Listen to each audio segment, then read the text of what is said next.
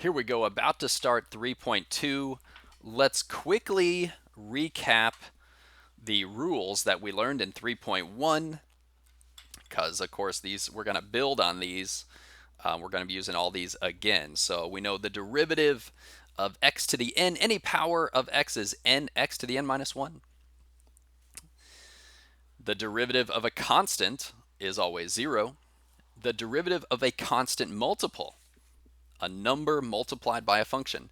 That number, in this case, just carries over.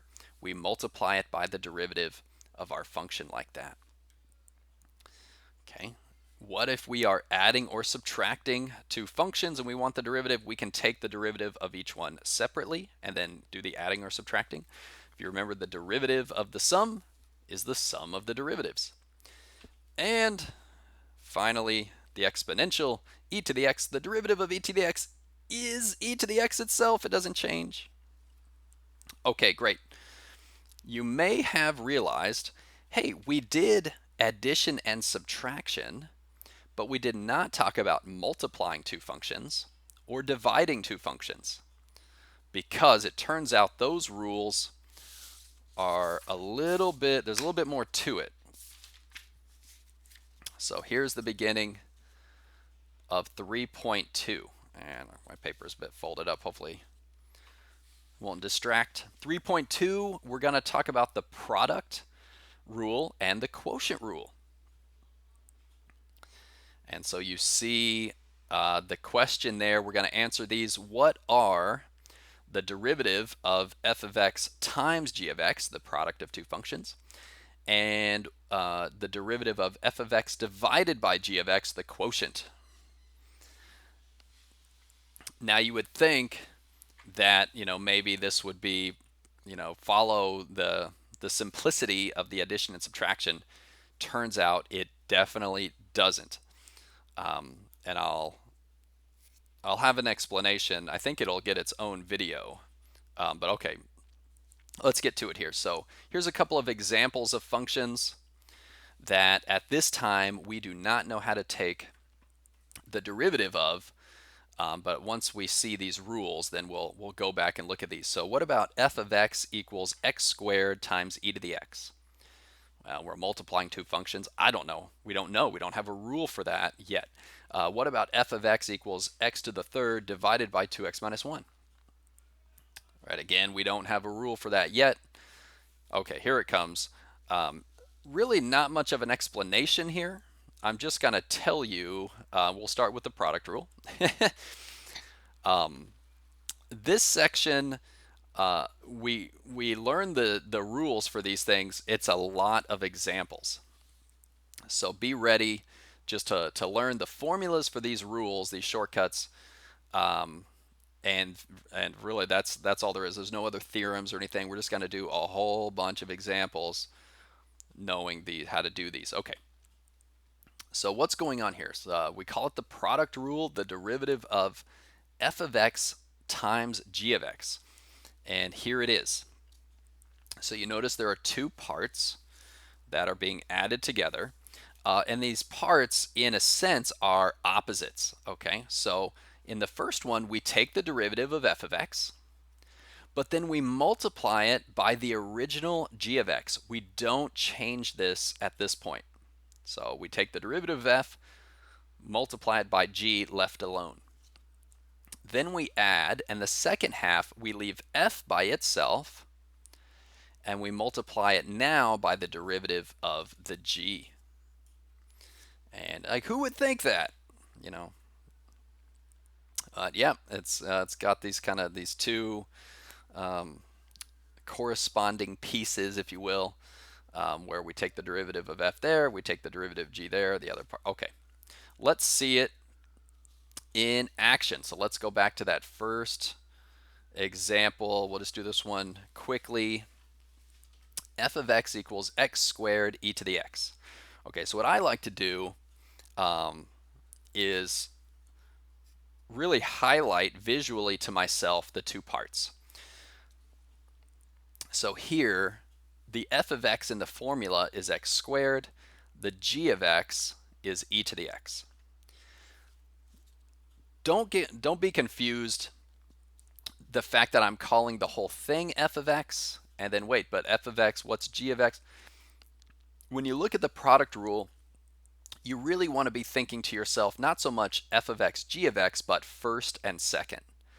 So the first part, the second part. I take the derivative of the first part, multiply it by the second part left alone. Then I add the first part, multiply it by the derivative of the second part. So here is my first part, second part. Okay.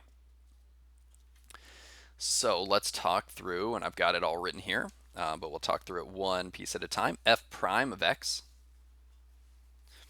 So thinking of it as first part, second part, I take the derivative of the first part, 2x. I leave the second part alone. All right. Then I add, and then I do the opposite. I leave the first part alone, and I multiply by the derivative of the second part. Here, though, it happens to be the derivative of e to the x is still e to the x, but that is a derivative. So I've got my product rule there. And, well, there you go. You notice I personally, I like to underline, and then I like to use these dots, just like what the formula, the original formula has those dots. So first dot, derivative first dot second plus first dot derivative second. I encourage you guys, to do the underlining, to use the dots if you think it's helpful. Although you may not want the dots in your final answer, so I left those out. Here it is, 2x e to the x plus x squared e to the x. Of course, nothing wrong with this, but just kind of more of a visual guide than a final answer. Okay. Okay, a proof of the product rule. Like, where did that rule come from? So whenever I teach the course, I ask the class, hey, do you guys want to know why this proof is true? And actually, in my experience, most classes they're interested, like where that proof, what the proof of that rule comes from, because it's certainly nothing that you would guess. I'm going to do a separate video on that. It's kind of like a tangent. If we were in class, I would do it at this point in the lecture, but I think let's just keep the momentum going with using the rule. If you want to watch that separate video on the proof, then of course I encourage that. But if you don't, you can skip it. You don't need to know the proof, but you might find it interesting. Okay. Let's move on to the quotient rule. And this looks a bit intimidating. Things usually are when you first see them. Okay, so the quotient rule, maybe not surprising. You're starting with a fraction, so the derivative is a fraction as well. How's this work?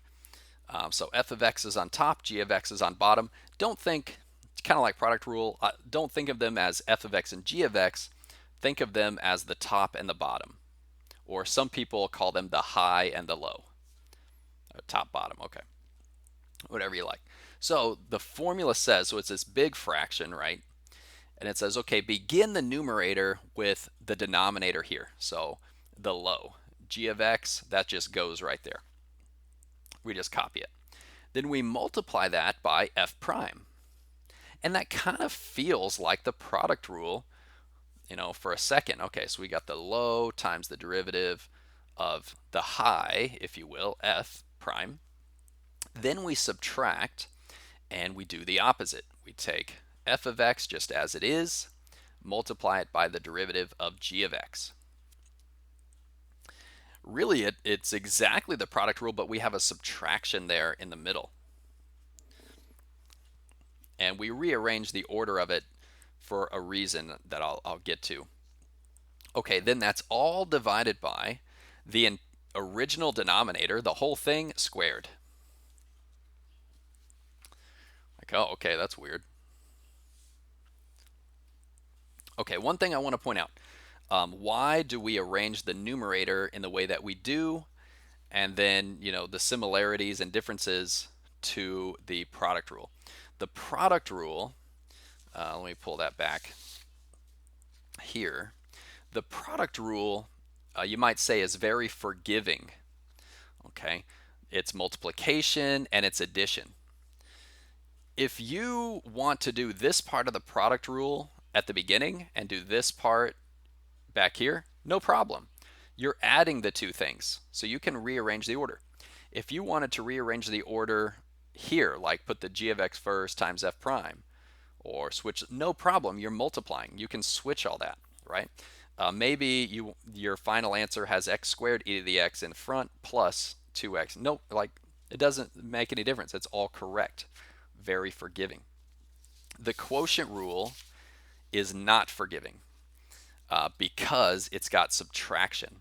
So which one comes first and which one comes second matters. If you reverse these, you're going to get the negative of what you should have gotten, and that's a problem. So there's a limerick that people memorize to help them remember how the quotient rule goes. Okay, so I was kind of saying part of it earlier. So think of f as high and g as low. And then if I say d, that means derivative. So like this would be d high and d low. Okay, so here's the limerick. I wrote it out. All right, so the limerick goes low d high minus high d low all over low squared, and away we go. And you kind of say it kind of more like a limerick, right? So low d high minus high d low all over low squared, and away we go.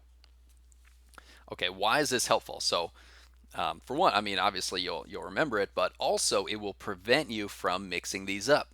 Because if you were to mix these up, it wouldn't rhyme anymore, right? The low here needs to rhyme with the go.